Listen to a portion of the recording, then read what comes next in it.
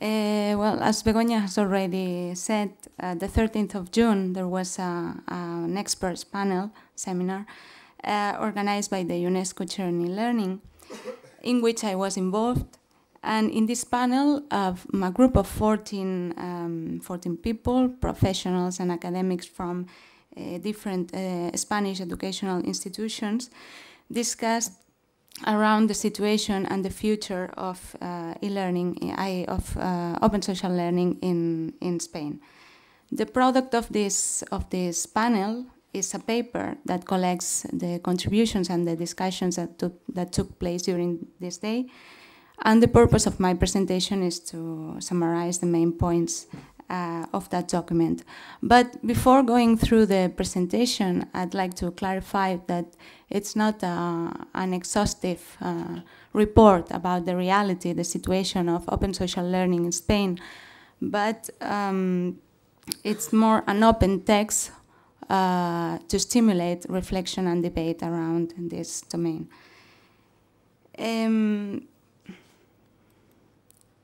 Well, I will start talking about the goals of the discussion in this panel. In first place, the purpose was to debate around the scope and the meaning of open social learning.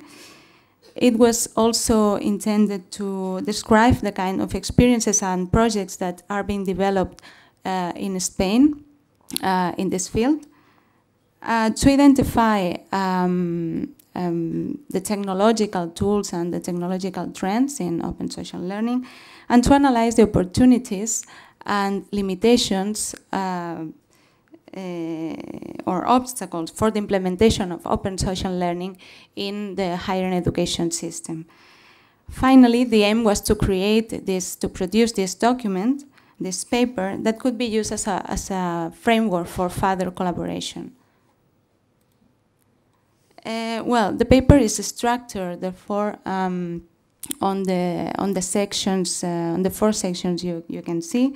I will try to refer briefly to them, but I will skip, however, the first one, related with the contextualization and the definition of the concept of open social learning, because I consider that it has been already widely treated through the seminar. So I'll go straight to the second section, which is devoted to open social learning experiences in Spain.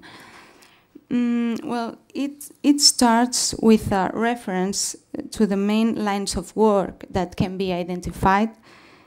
Those lines act as clusters that group ideas and people around experiences and projects developed at different levels and also from different disciplines. We find, for instance, projects analyzing or that analyze different uses of technological tools in diverse contexts, non-educational contexts, in order to explore their potential in terms of what can be their application in specific educational practices.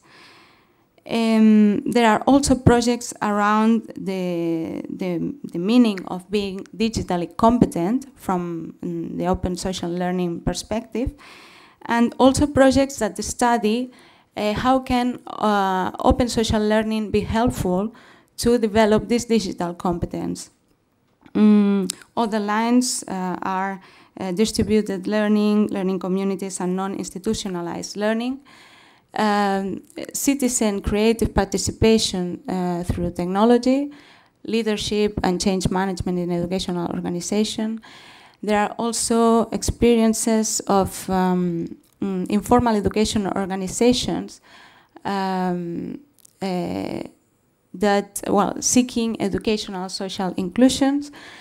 And there are projects and experiences and there are also many initiatives of formal education institutions that start to try out new methods, new approaches, new tools that are I would say, more typically found in open social learning.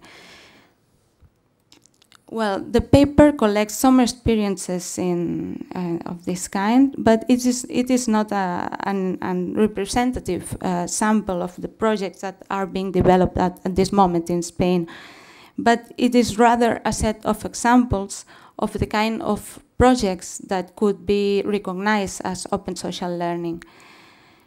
But we wondered whether all these different projects and experiences could have, well, all these projects and experiences, apparently so different, could have some elements in common. And we identified some of those common features. All these experiences, for instance, share the lack of standards, have an open architecture and a decentralized structure, and not only from the technological perspective, but also from their philosophical, conceptual, and functional dimensions. It's also noticeable people active involvement, participation, and collaboration. And in this sense, the intensive use of technology as a means for the empowerment of the community is a key element. The systemic and emergent nature of the experiences, which are in a way unpredictable. The fact that most of those projects are, well, I would say all of these projects are rooted in real local needs, and also based on the opportunities and the resources that provides the same context, and so on.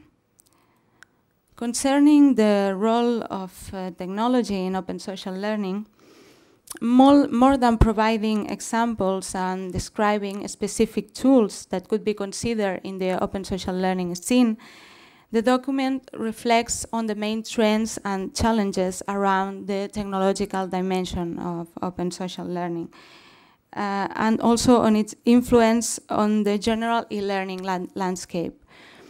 In this sense, the debate around the crisis of LMS as dominant platforms is settled.